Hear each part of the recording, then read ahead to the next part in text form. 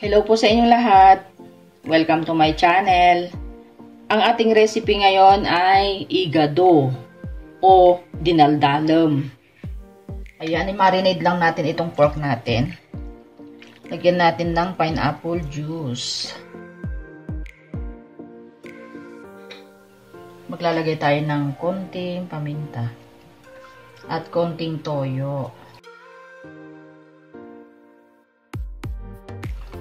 Marinate lang natin ng kahit 1 oras bago natin iluto.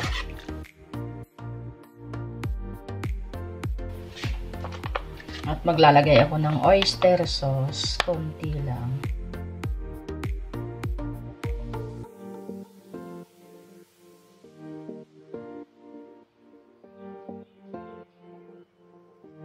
Takpan muna natin. So, painitin na natin ang ating kawali at unahin natin ilagay ang taba ng baboy kasi kailangan natin palabasin muna yung kanyang mantika.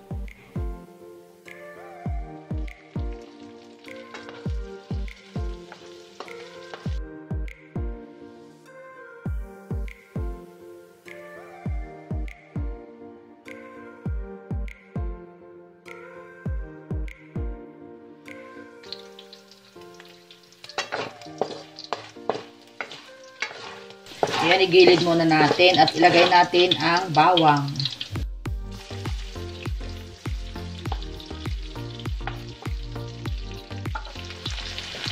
Ayan, halo-haloin lang natin para hindi masunog ang ating bawang.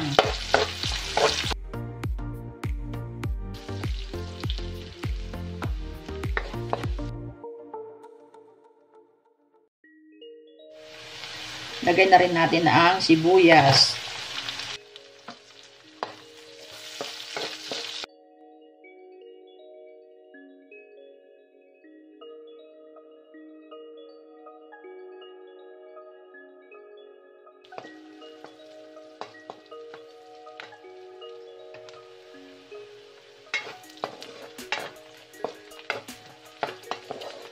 Ayan, okay na ito. Lagay na natin ang laman ng baboy.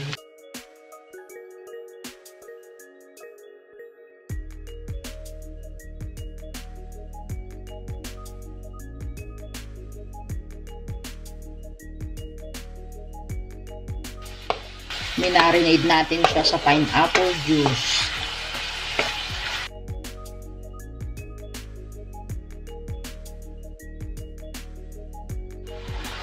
Maglalagay na pala tayo ng laurel. Ayan. Haluin muna natin.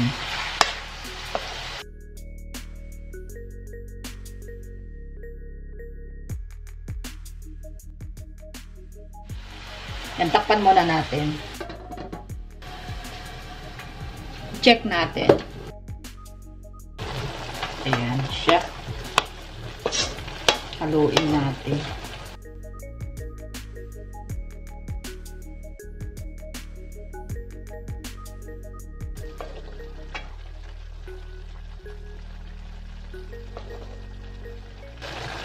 Takpan ulit natin.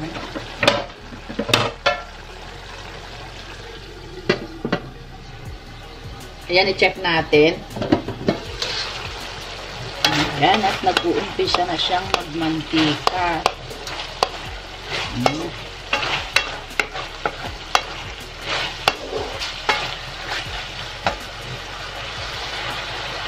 At ilagay na natin ang isaw ng baboy. Ayan, usilet.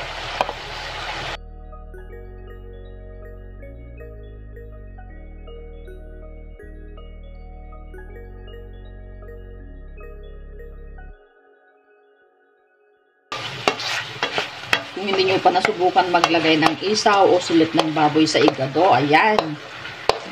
Ito na. Try nyo na at napakasarap.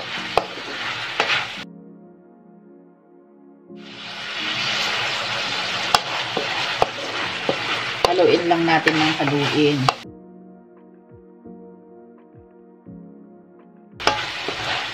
Yung atay naman, binabad natin muna sa suka. Mamaya natin siya ilagay.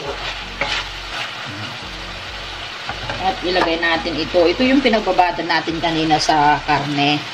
Lagay natin. Siyempre, halo-halo na naman. Haluin ulit natin.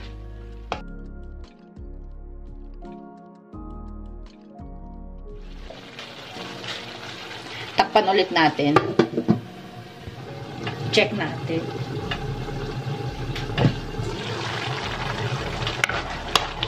Ayan, pwede na natin ilagay ang atay o liver.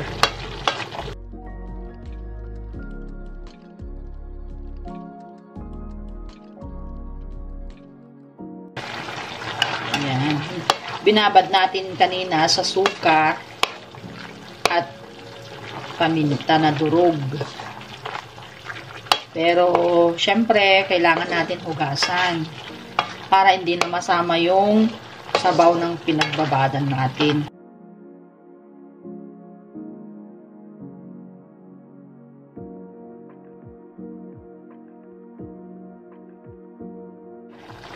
Takpan muna natin.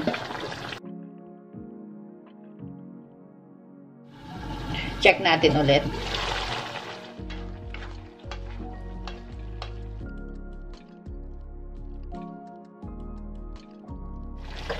Nilagay natin ang green peas.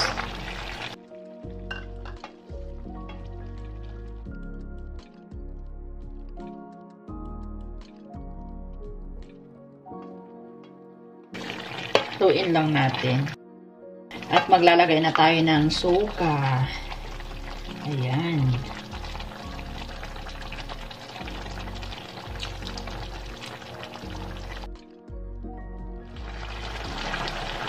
Ayan, pagkalagay ng suka, huwag muna natin siyang hahaluin. Hayaan muna natin siya ng at least 1 minute bago natin siya haluin. Ayan, ilagay na natin ang carrots. Ayan, haluin natin.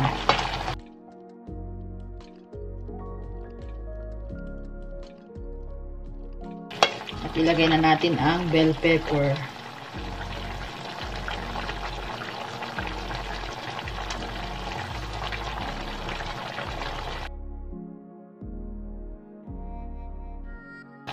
At titikman natin. Ayan, sakto lang yung lasa niya. Takpan muna natin. At lutuin lang natin yung nilagay natin na carrots at saka bell pepper. I-check natin. Ilocano recipe ulit ang ating niluto, igado o dinaldalem. Shout out sa mga Ilocano na nagluluto ng igado. Siyempre, sa mga bago pa lang sa ating channel, paki-subscribe naman po, Simpleng Luto ni Mudra.